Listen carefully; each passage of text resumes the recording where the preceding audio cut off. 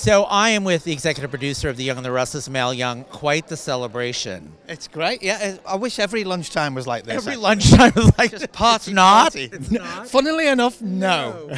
So tell me about the creation of how you went into this week, which is major bombshells, revelations, big returns. How did the decision all come about to do it this way? Well, it's, as you can imagine, it's been a long time in the making. You know, about 9 months ago, we realized we were going to hit this day, and we just didn't want to deliver as much as we possibly could. So we lined up lots and lots of stories that we knew we would peak in this week.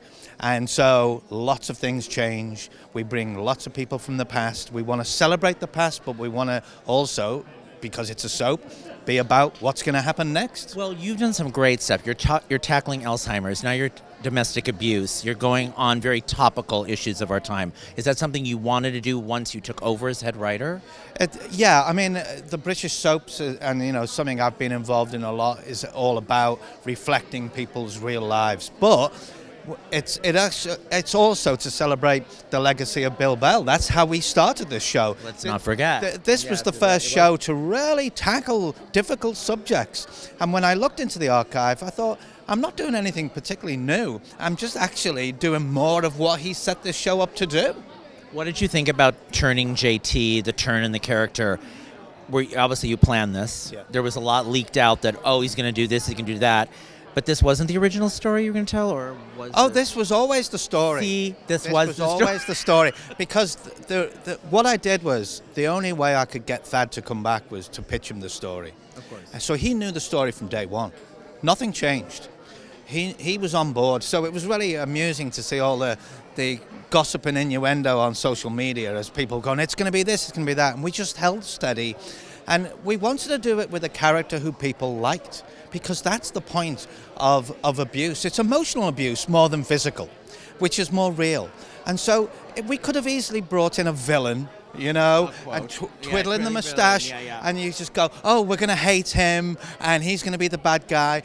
No, do it with someone who we can get to understand, and actually we can say more about the subject by saying, why is he like this? Because I think a lot more people will find it relevant to their real lives. Nick and Sharon kissed.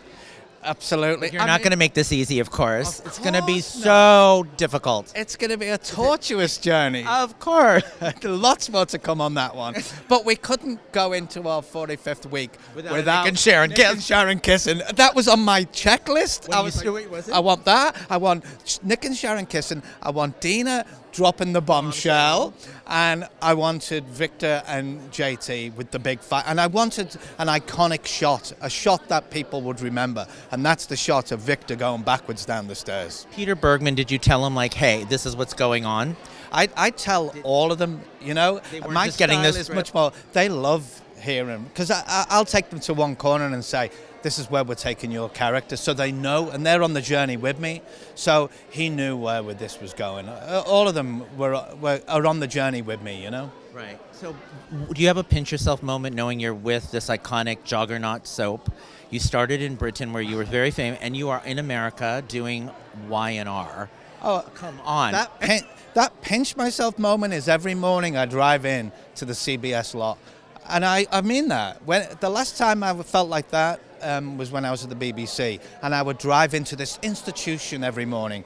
And here, it's a privilege and an honor to be involved in the show, but also at this point in this fantastic celebration, you know, to be involved with that. I don't take that lightly, you know. I take it very seriously. I dreamt of working in America as a child, growing up in Liverpool, and I always wanted to work in TV in America, and I'm getting to do it on the biggest show on daytime. That's pretty good. That's a pinch yourself moment. Yeah. Congratulations. Thank you.